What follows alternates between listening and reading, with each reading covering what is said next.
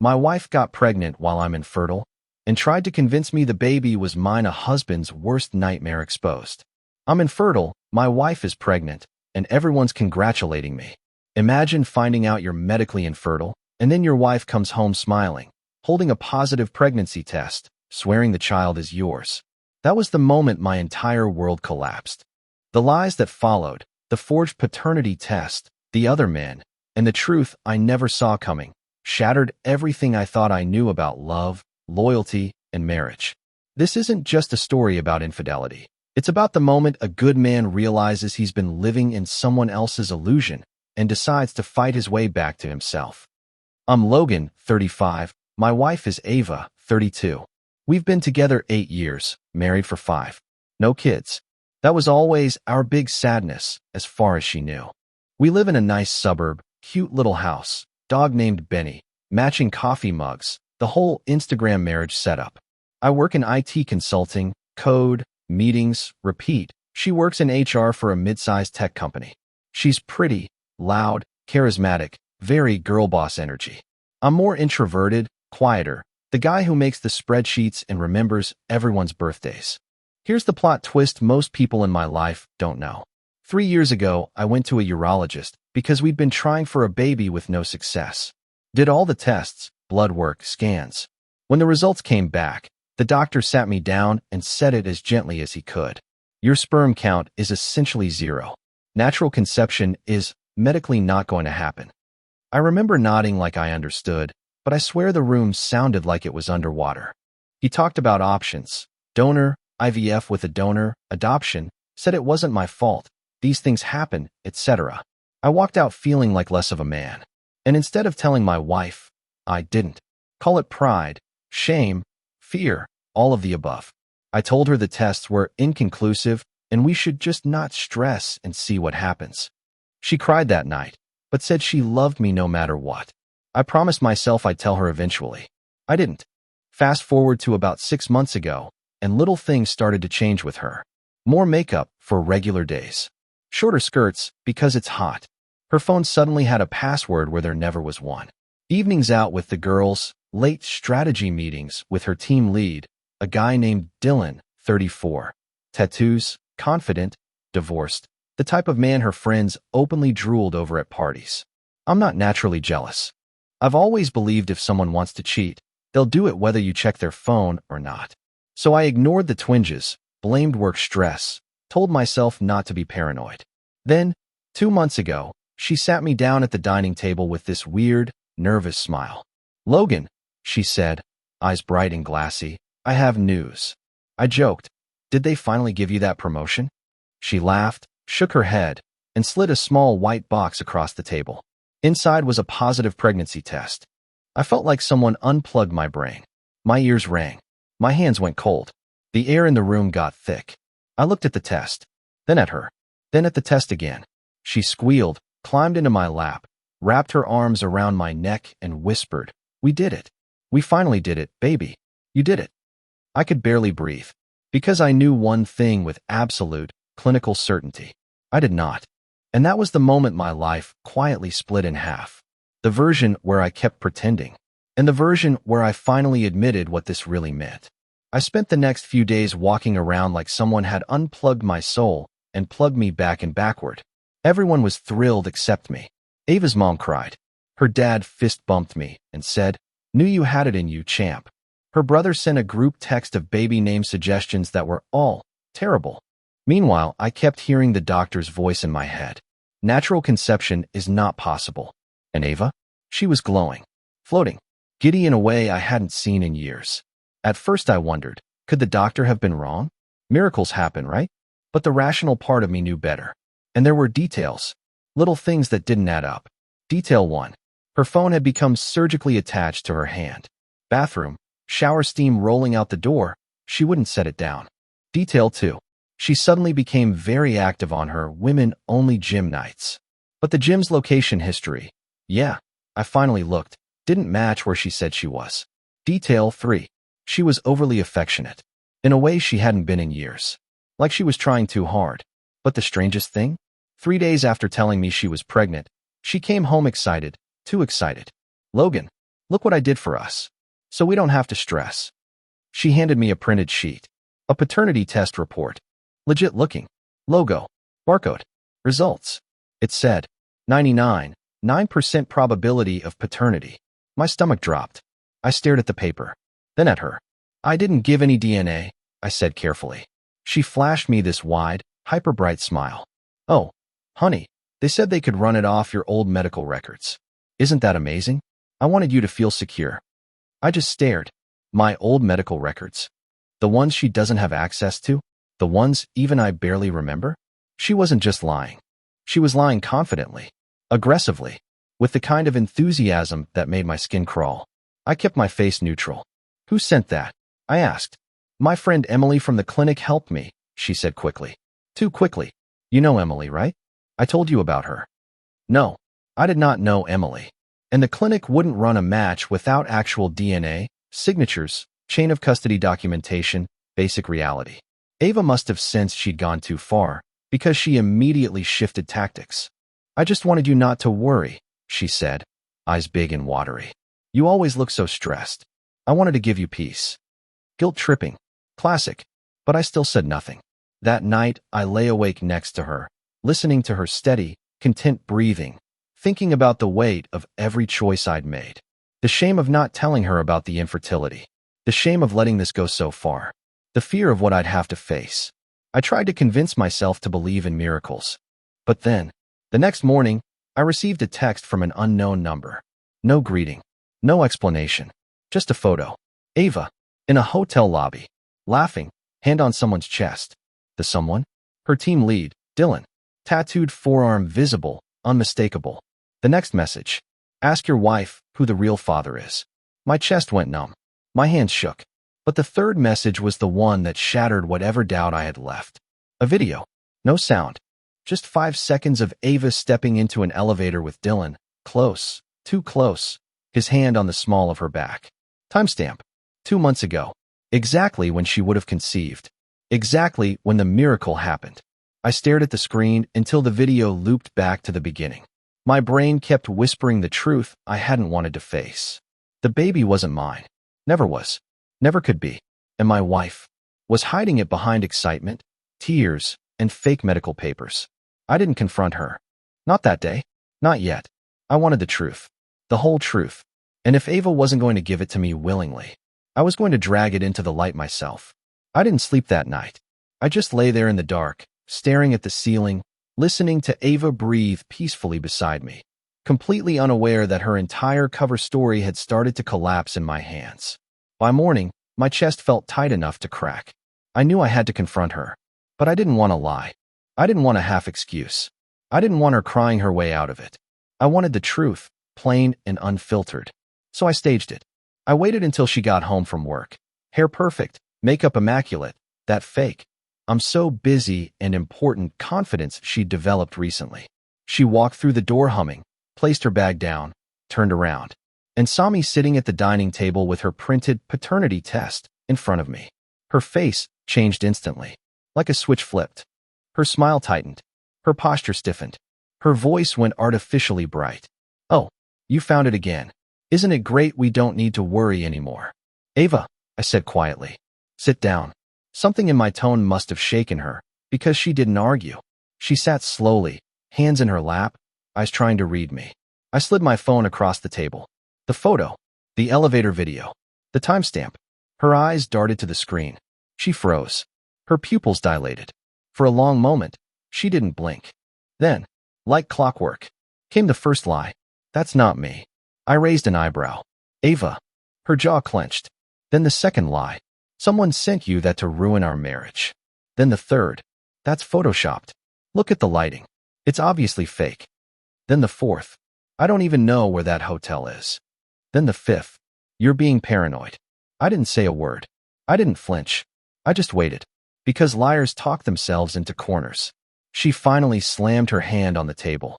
Fine, she snapped. Yes, that's me. Are you happy? I stayed silent. She blinked, thrown off by my calm. That's when her anger melted instantly into panic. Her eyes filled with big, shimmering tears. Her voice trembled. Her breathing hitched. And she dropped to her knees beside my chair. No, no. Logan, no. Please. Listen. Please listen to me. Let me explain, please. She grabbed my hand with shaking fingers. It wasn't cheating. I swear it wasn't. We were at a team training. I tripped, and he caught me, and someone took a stupid photo. I stared at her. In an elevator? I asked. She froze again. Caught. She scrambled. We were leaving the conference room. We were just walking. It wasn't intimate. His hand is on your back. That's just how he guides people. He's European. He's from Ohio. She opened her mouth. Closed it. Opened it again. She was unraveling in front of me. When she spoke next, her voice was soft, breathless. Okay, fine. Something happened. But not what you think. It wasn't serious. It was just a moment. A mistake. One kiss, Logan. One. And it was months ago. Before anything. We were stressed, we were drinking, and it meant nothing. I didn't break eye contact. I kissed 2 months ago, I said. Right when you got pregnant. She froze so hard I could almost hear the gears in her head stopping. No, Logan, please. Please don't connect things that aren't connected. You're scaring me. You're scaring me. Her voice cracked into a sob. She lunged forward, buried her face in my lap, hands gripping my legs so tight it hurt. Please, she sobbed. Please don't say the baby isn't yours. Don't curse our child like that. Don't ruin this. Don't destroy what we built. Please, Logan, I'm begging you. I put a hand on her shoulder and gently pushed her back. She gasped as if I'd shoved her off a cliff. Ava, I said softly, I'm infertile. Her face drained of all color. I'm what? She whispered. I've been infertile for years. She blinked rapidly, shaking, confused, small. What do you mean? She whispered. What are you saying? She wasn't breathing right. Logan, she said breathlessly. That's not true. It can't be true. You're wrong. You're lying. I have medical papers, I said calmly. Tests. Scans. Her chest began to rise and fall faster. No, she said, voice rising. No, I didn't cheat. I didn't. It's your baby. It is. You're lying to me. She was unraveling, truly unraveling. Then she snapped. She grabbed the fake paternity report and slammed it against my chest. See, she screamed. The test says it's yours. This is proof, Logan. Proof. Ava, I said gently, you forged this. She froze. And for the first time since I met her, she looked genuinely terrified.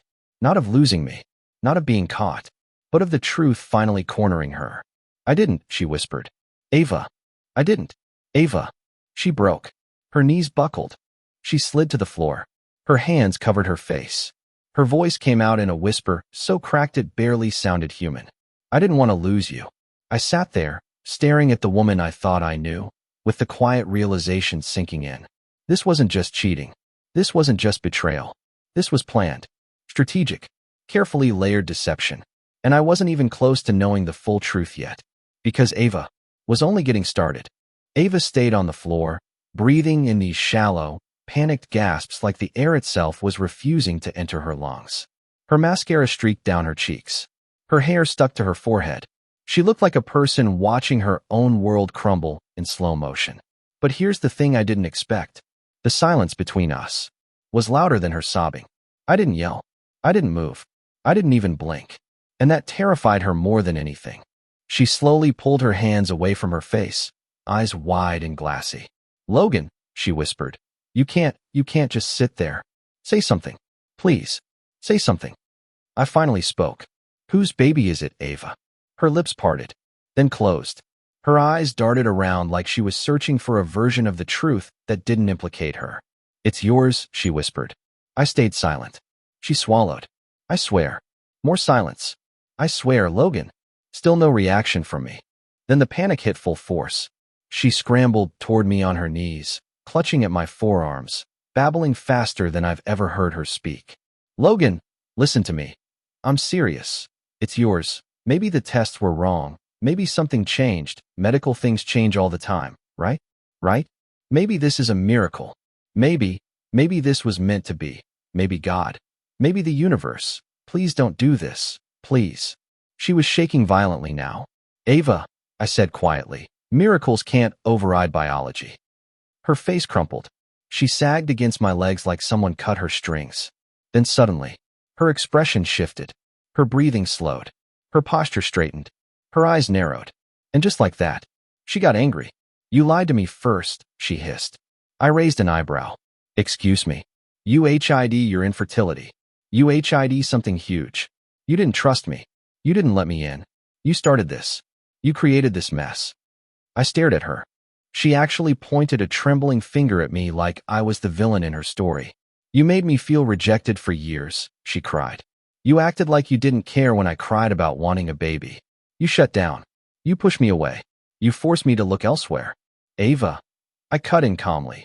You cheated because you wanted to cheat. She flinched. You had an affair because you chose to. I continued. You got pregnant because you chose not to use protection. And you lied because you didn't want the consequences. That shut her down. She folded in on herself, breathing hard, tears dripping onto the tile floor. And then, as if the universe wanted to add gasoline to this burning disaster, her phone buzzed on the counter. A preview lit up the screen. Dylan, we need to talk. She can't think it's mine. Ava lunged for the phone, but I picked it up first. Her face went ghost white. Give it to me, she whispered, voice gone flat. I didn't. I opened the message thread. What I saw wasn't a fling. Wasn't a single mistake. Wasn't a drunken slip. This was a full-blown affair. Coded messages. Hotel meetups. Inside jokes. Photos I'll never be able to unsee. Nothing explicit, but intimate enough to make my stomach twist. And worst? A text from 6 weeks ago. Ava, if I tell him, he'll leave me. He's too good. I need him. Another from Dylan. Then don't tell him. He doesn't need to know. Another from her. But what if he figures out the baby isn't his? Dylan, we'll deal with it. Just keep him happy. Keep me happy. Like I was some accessory. Some clueless, smiling prop in their secret drama. Ava reached for the phone again, but I stepped back.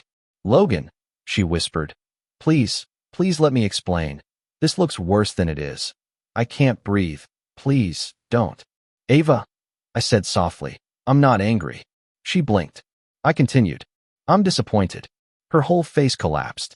No, she whispered, voice cracking. No, no, no. Don't say that. Please say you're angry. Please yell at me. Anything but that. Please, Logan, please. But I didn't yell. Her phone buzzed again. Dylan, does he suspect anything? Ava let out this tiny, pitiful cry. I never wanted it to go this far, she said. I didn't mean to hurt you. I swear. I didn't mean to. Then why didn't you tell me? I asked. She hesitated. Her eyes trembled. And she whispered the first honest thing of the entire night. Because I knew you would leave. I exhaled slowly. Ava, I said, you didn't just break my trust. You broke us. She shook her head frantically. No, no. We can fix this. I'll break things off with him. I'll go to therapy. I'll do anything. Logan, please. I'll be better. I'll change. I'll do whatever you want. The baby? I asked softly. She froze. She swallowed. I don't know. That was it. The line. The point of no return. She realized it too, because she collapsed again. Completely. Sobbing into the floor, apologizing, begging, trying to grab at my legs like a drowning person grabbing for a lifeline. But it was too late. For the first time since all this started, I finally saw the truth. Ava wasn't crying because she loved me. She was crying because she lost control. Because the lie she built so carefully was finally falling apart. And I hadn't even started with the revenge part yet. Ava stayed collapsed on the floor for a long time, crying, shaking, mumbling apologies between gasps. I didn't touch her, didn't comfort her, didn't move. I just watched the woman I thought I knew unravel into someone I didn't recognize. Then her phone buzzed again. Ava's mom, Linda, sweetheart, call me. Now. Ava's breath hitched. Oh no. Oh no. Logan, please, don't let my mom come here. I can't, please. But it was too late. 10 minutes later, the doorbell rang. Ava scrambled to her feet, eyes wide in terror. No. Please. And oh, she can't see me like this. Logan, please don't say anything, please.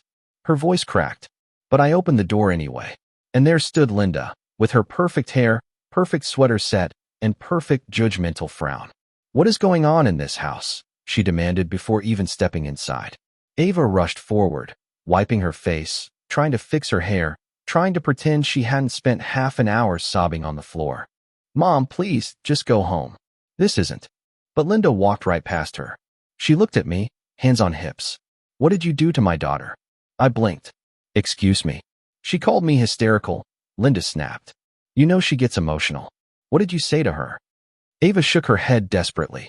Mom, stop. Please, don't. But her mom was on a mission. Logan, she said sharply. You know Ava has always been sensitive. If you attacked her over something small. Small? I repeated quietly. Linda waved her hand dismissively. Oh, please. Whatever she did, I'm sure you're overreacting. Men do sometimes. Ava looked like she might faint. Mom, she whispered, stop talking. But Linda didn't. She stepped closer to me and lowered her voice like she was sharing gossip. Look, Logan, I tried to warn you. Ava has tendencies. My stomach tightened. Tendencies? I asked. Linda sighed dramatically. She needs attention. She gets bored. She gets lonely. She makes mistakes. You know this. Ava grabbed her mother's arm, horrified. Mom, stop. I stared. You knew she was cheating? I asked Linda. She didn't even flinch. I knew she gets restless, she said matter-of-factly. It runs in our family. Her aunt was the same. Her grandmother too. Women like us need excitement. You can't take it personally. Ava let out a choked sob. Mom, please. Linda turned to her daughter impatiently. Well, what? It's true. You always get yourself into these situations and cry later. Ava covered her face with both hands. I felt something cold settle in my chest. This wasn't a one-off. This wasn't a mistake. This was a pattern. A generational legacy of deceit and denial. Linda turned back to me like she was delivering great wisdom. Logan, you're a lovely man. A good man. But frankly, you're too gentle for someone like Ava. She needs stimulation. I raised an eyebrow. Stimulation? She shrugged. Drama. Chaos. Attention. It keeps her lively. Ava wailed into her hands. I finally spoke. Her affair wasn't drama, I said quietly. It was betrayal. Linda rolled her eyes. Oh, please. Don't be dramatic. You think your father never. Mom, Ava screamed. Stop talking. Please. But her mom wasn't done. If you want this marriage to survive, Linda said calmly, you'll need to accept Ava as she is. She will test boundaries. She will get carried away. But she always comes home. Ava whispered, voice trembling. Mom, you're ruining everything. I exhaled slowly. Linda, I said. Ava forged a paternity test. Silence. Ava froze. Linda froze. The air froze. Then Linda's face tightened, not in shock, but in annoyance. Oh, Ava, she sighed. Did you really do that? Again? My breathing stopped. Again. Ava grabbed her mother's arm, tears streaming. Please stop talking. MOM. Please. Linda, flustered now, turned back to me. Okay, look. Ava has always struggled with honesty. She wants things to work out, so she smooths the truth. Smooths the truth. I repeated. Yes, Linda snapped. She didn't want to lose you. She was trying to protect your feelings. I stared at Ava. She mouthed silently. I'm sorry. Linda continued, oblivious. Honestly, Logan, you should be flattered. She wanted you to be the father. Ava screamed. Stop. But the damage was done. Suddenly the front door opened again. Her dad, George, walked in, frazzled, sweating, holding car keys. What's happening? Linda, why did you say it was an emergency? He looked around the room. Then his eyes landed on Ava, mascara streaked, red-faced, trembling. His shoulders slumped. Oh no, not again. Ava sobbed into her palms like a child. Dad, please, don't, please. George exhaled deeply. I thought therapy helped, he said softly. I blinked. What therapy? I asked. Ava froze. Linda's face went pale, finally showing fear. George sighed. For her compulsive lying. The room shattered. Ava sobbed harder, collapsing to her knees again. Dad, why would you say that? Why? He sat heavily on the couch. Because it's the truth, sweetheart. My whole body went numb. Her mom looked horrified, for the first time all night. Not because of her daughter's betrayal, but because the family secret was out. And Ava? She crawled toward me, shaking, desperate, tears soaking her clothes. Logan, please. Please. I can get better. I swear. I didn't mean for this to happen. I didn't mean for any of this to happen. Please don't leave me. Her head bowed at my feet. her sobbing echoing against the walls. Her family frozen behind her, finally exposed. And me? I just stood there, finally understanding. Ava didn't just betray me. She came from a world where betrayal was normal, expected, accepted. And the tragedy was, she thought I'd accept it too. Ava stayed on her knees, clutching at my pant leg with shaking fingers. Mascara streaked across her face like war paint. Her breathing was sharp and uneven. Her mother and father stood frozen behind her, both suddenly realizing they had revealed far more than they ever intended. I felt like I was watching a movie about someone else's life. A man who tried to build a safe home. A man who believed in loyalty. A man who never thought he'd end up here, with 3 people staring at him, begging, confessing, unraveling. But the strangest thing? I didn't feel angry anymore. Not even betrayed. Just tired. A deep, bone-heavy kind of tired that comes only when the truth finally stops hiding. I stepped backward, and Ava's hand slipped off my leg. She fell forward, catching herself with her palms. A tiny sound escaped her throat, a small, broken whimper. "Logan," she whispered. "Please don't walk away." Not yet. Her parents hovered awkwardly, as if they finally realized they should intervene. George spoke first, quiet, slow, defeated. "Ava, sweetheart, you need help. Real help." Ava shook her head violently. "No, I need my husband. That's all I need. I can fix this. I will fix this." Linda stepped in then, an edge of desperation in her voice. "Logan, please don't overreact. You're a good man. We all know that. Ava she has trouble with boundaries." "Boundaries?" I repeated softly. "She had an affair for months." Linda flinched, but only barely. "She made a mistake." "A mistake doesn't last months," I said. "A mistake doesn't produce a child." Ava sobbed harder and crawled toward me again. "Please," she begged. "Please don't bring up the baby like that. Please don't say it's not yours. It hurts when you say it." I stared at her. "How do you think it feels hearing you carry another man's child, while telling me it's mine?" She covered her mouth like she might scream. Her whole body shook. Then she said something I will never forget. "I didn't want to lose you. I didn't think you'd want me if you knew the truth." That was the moment everything snapped inside me. Not anger, not hatred, just a quiet, devastating clarity. "Ava," I said, "you lost me when you decided to deceive me. Not now. Not today. Months ago." She let out a broken sob. "Please don't say that." But I wasn't done. "What I don't understand," I said, "is why you didn't just tell me." Ava pressed her hands to her forehead, crying into her palms. "Because you're good," she whispered. "Too good. And I'm not. And I didn't want to face that." Linda gasped softly. George looked at the floor. Ava cried harder, curling in on herself. I stood there watching the woman I married admit, finally, that she had chosen deception not because I failed her, but because she had been failing long before I came along. Finally, I sat down across from her, on the far edge of the couch, as far as possible, but she still looked up with a flicker of hope. "Ava," I said quietly, "I'm not going to scream at you. I'm not going to blame myself. I'm not going to pretend this can be fixed." Her face changed immediately. Fear, confusion, realization all at once. "Logan, no, please don't say it." I exhaled. "I'm leaving." She let out a sound, somewhere between a sob and a wail, and lunged forward again, desperate, grabbing at my hands. "No. No, Logan, please, please don't leave me. Please. I'll do therapy. I'll quit my job. I'll block everyone. I'll change my number. I'll never talk to Dylan again. I'll never lie again, please." Her words poured out too fast, tripping over each other, bleeding panic. I pulled my hands away.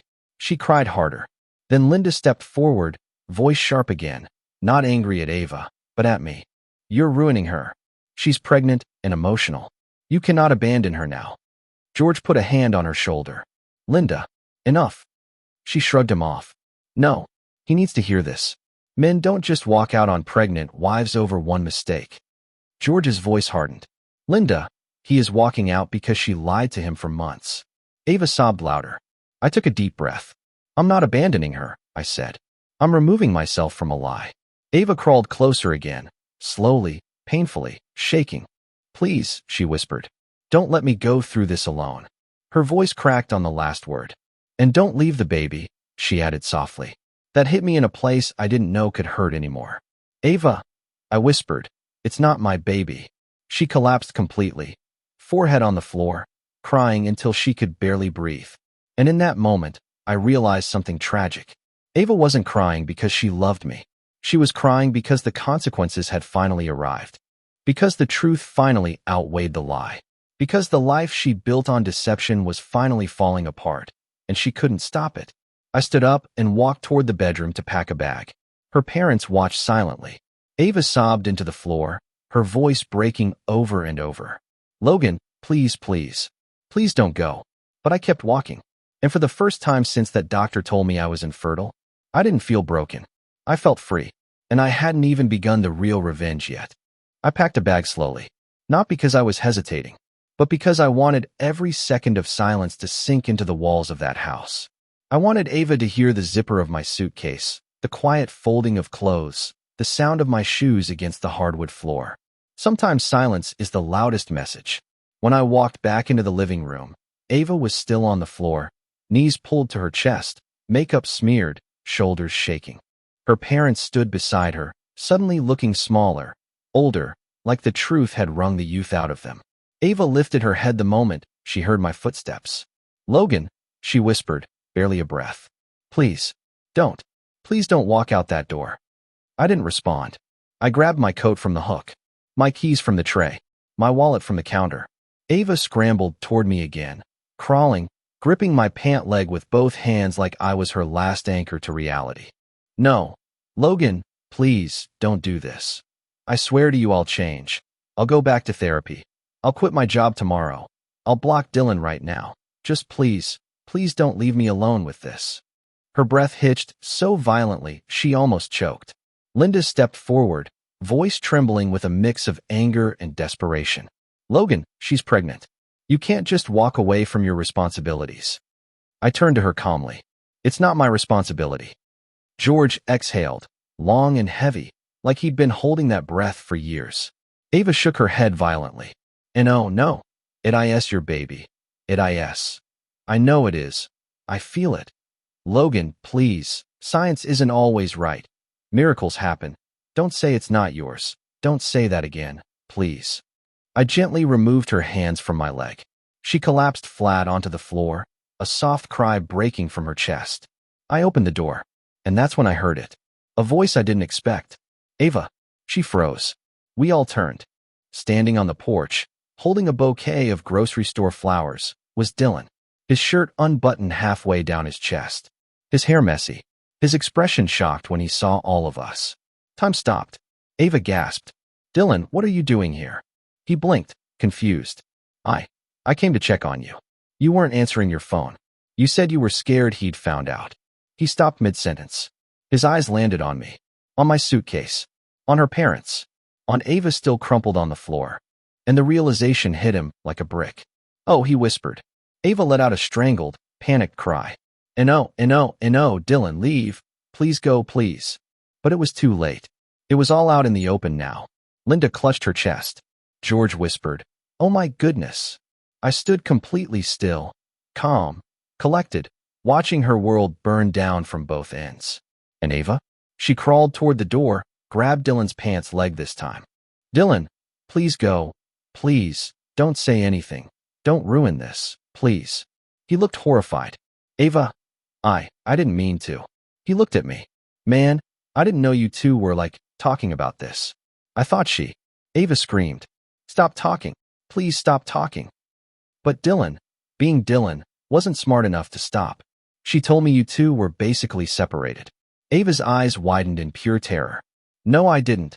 Logan, please listen. Please. He's lying. He's lying. Please. I stare at him. And the baby? I ask calmly. Dylan swallowed hard. Looked away. Didn't answer. Ava wailed. Logan, please. Please don't listen to him. He doesn't know. He's getting it wrong.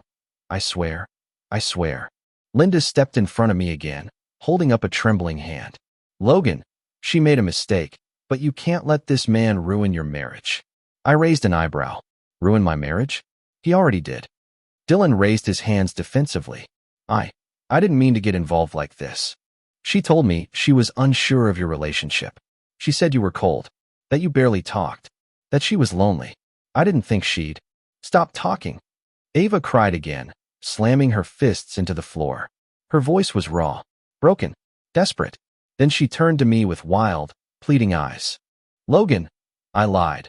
I lied because I was scared. I lied because I love you. I didn't want to lose you. You're too good for me. And I knew if you found out I'd be alone. Please, I can't survive without you. Please, don't go. Please. Her words dissolved into sobs. Dylan took a step backward toward the driveway. I should go. I nodded once. He fled. Ava let out a scream into the carpet. Her parents froze in place, looking helpless, horrified, ashamed. I watched the whole thing unfold, and for the first time, I didn't feel broken. I didn't feel worthless. I didn't feel inferior or defeated. I felt clarity, absolute clarity. I opened the door wider. Ava, I said quietly, I hope you get the help you need. She lifted her tear-streaked face. Logan, please. But I stepped through the doorway, and before closing the door behind me, I said the only thing that was still true. You didn't break me. You just freed me. The door clicked shut, and as I walked to my car, I felt something I hadn't felt in months. Peace. I didn't know revenge would fall right into my hands the next morning. But when it did, it would change everything. The next morning, I woke up in the guest room at my friend Mason's place. The kind of friend who doesn't ask questions at midnight, just hands you a blanket and quietly turns on the coffee maker. I sat on his couch staring at the wall, wondering how my life managed to implode in just 12 hours. Then my phone buzzed. Unknown number. I almost ignored it. But something, instinct, luck, fate, made me swipe open. The message was short. You don't know me, but I work with Ava. You need to see this. Attached were screenshots. Dozens. Texts between Ava and another coworker. Not Dylan. Another man entirely. My blood ran cold. I opened the first screenshot. Coworker, Mark. You sure he still thinks the baby's his?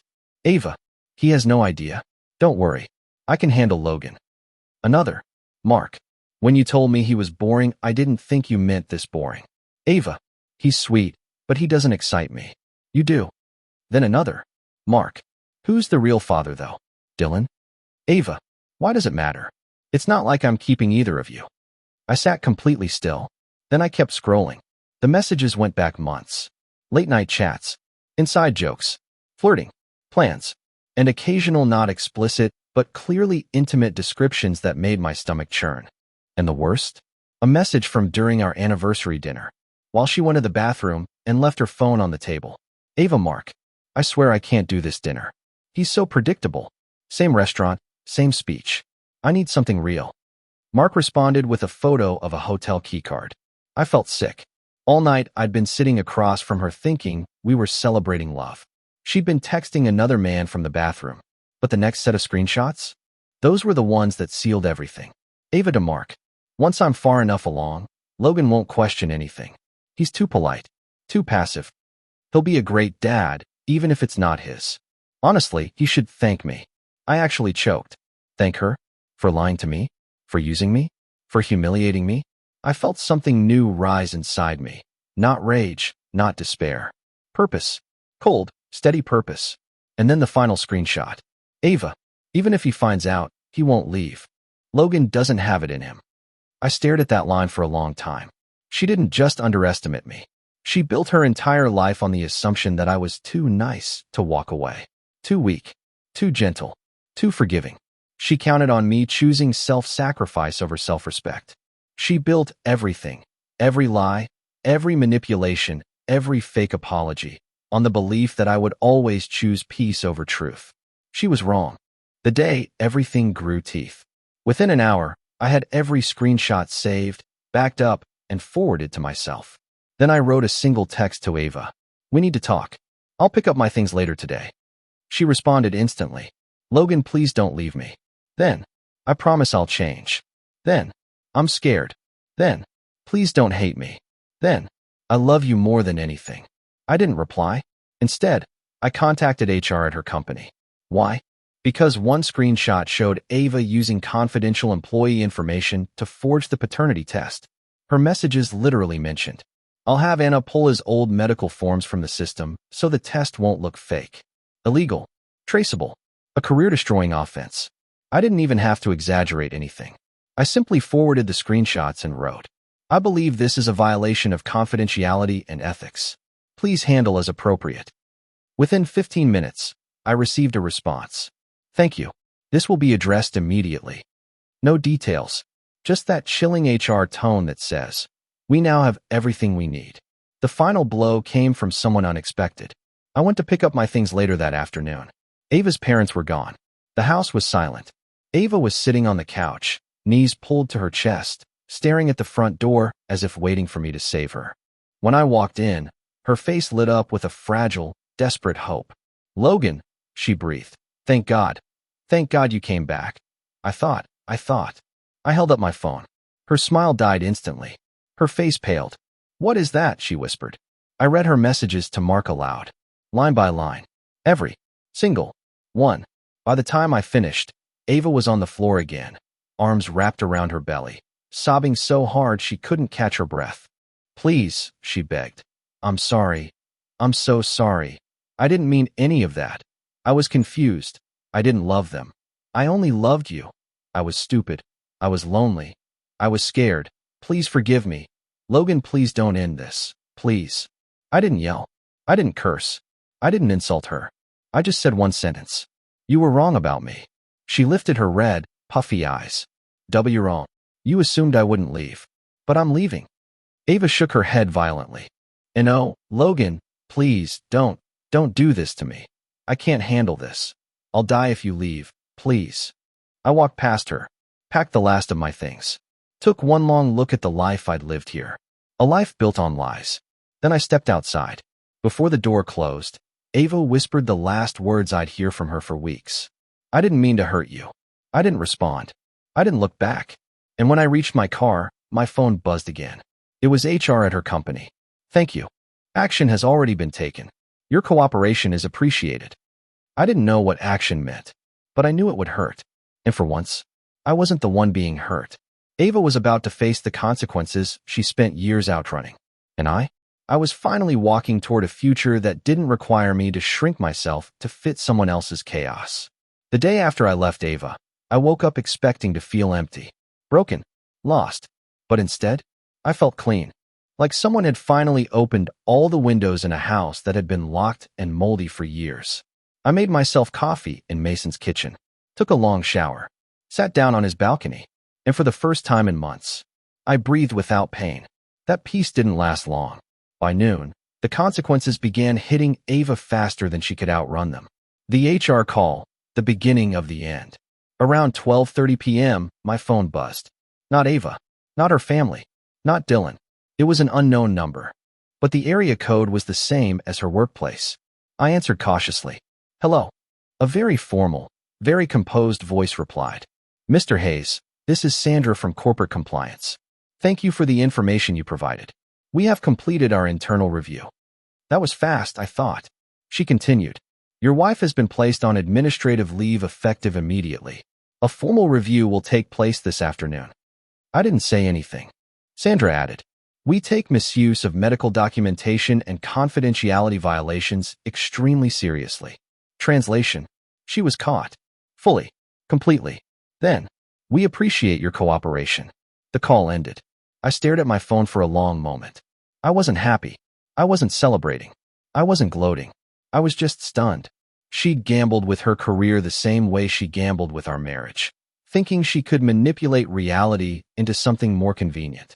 But reality finally fought back. Her first text. An hour later. Ava, I just got fired. Please call me. Please. Then, they said there were screenshots. Logan, did you send something? Then, please answer, I'm begging you. Then, I'm scared. Then, please. I didn't respond. Because the truth was simple. She fired herself. Then her mother called. I let it go to voicemail. Then listened.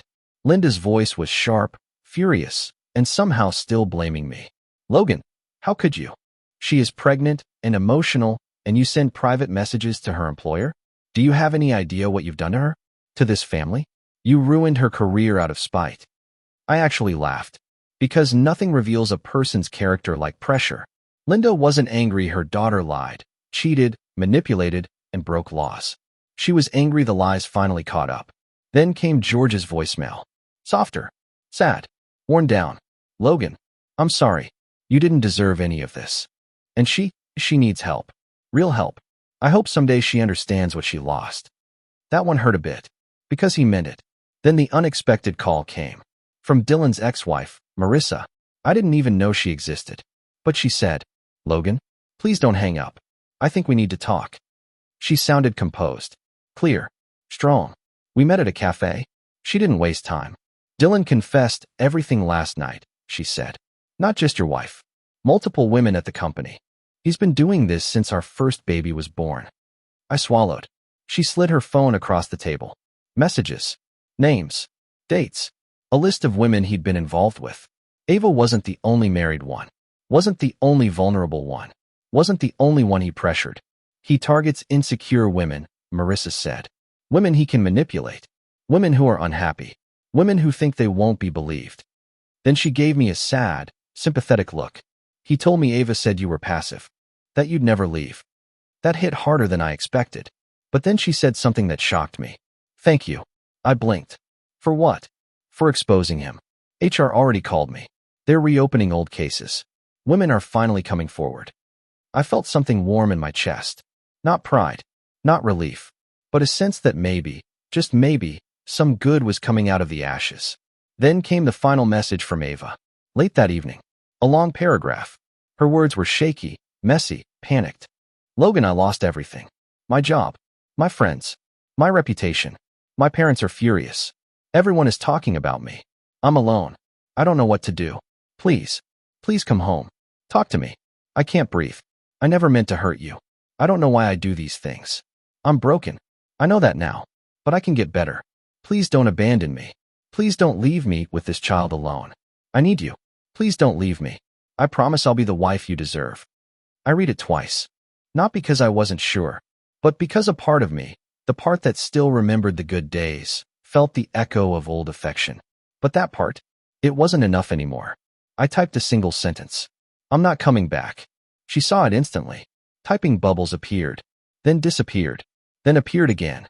Then finally, "I hate myself." I didn't respond, because nothing I said could fix her, and nothing she said could undo what she did. That night, something beautiful happened. Mason walked into the living room holding 2 beers. "You want one?" he asked. I nodded. We sat on the balcony in silence for a while. Then he said quietly, "You know, sometimes the worst people in our lives do us a favor. By removing themselves." I exhaled slowly. For the first time, that sentence didn't feel like a punch. It felt like release. And the next morning, I signed a lease on a small apartment downtown. Sunlight. Hardwood floors. No reminders of her.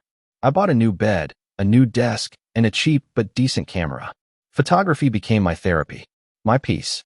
My new life. Ava's life was collapsing. Mine was finally beginning. 3 weeks after I moved into my new apartment, I woke up to something unfamiliar. Quiet. Not anxious quiet. Not waiting for a text quiet. Just peaceful quiet. I made coffee, opened the blinds, and sunlight poured into the room like the world was finally interested in me again. For the first time in years, the silence didn't feel like loneliness. It felt like freedom. The divorce papers arrived in my email that afternoon. No drama. No screaming. No midnight phone calls. No messages from her mother. Just a simple PDF, signed by Ava, forwarded by her lawyer. I stared at the page for a long moment. My name. Her name. A marriage that once felt unbreakable, reduced to digital ink. I signed, hit send, and let out a slow breath I didn't know I'd been holding for years. It was over. Truly over. But life, in a strange way, was just beginning. The call I didn't expect. That evening, as I was editing photos from a weekend hiking trip, my phone rang. Ava. For a moment, just one tiny moment, something in me braced. Old instincts die slow, I guess. But when I answered, her voice wasn't frantic, wasn't manipulative, wasn't sugarcoated. It was quiet. "Logan," she said. "Thank you for signing." I didn't reply. She breathed shakily. "I know you don't owe me anything. But I wanted you to know I'm in therapy. Real therapy this time. My parents, they're angry. But I'm trying." I didn't speak. She continued. "You didn't deserve any of what I did. You were good to me. Better than I ever deserved. And I ruined everything." Her voice cracked. "I'm sorry. Not because I want you back. I know I lost you for good. I'm sorry because I hurt the one person who ever loved me without conditions. For once, I believed her sincerity. But sincerity doesn't erase damage. I finally spoke. I hope you get better, Ava. She let out a soft, heartbreaking sound. I hope so too. That was it. No begging. No pleading.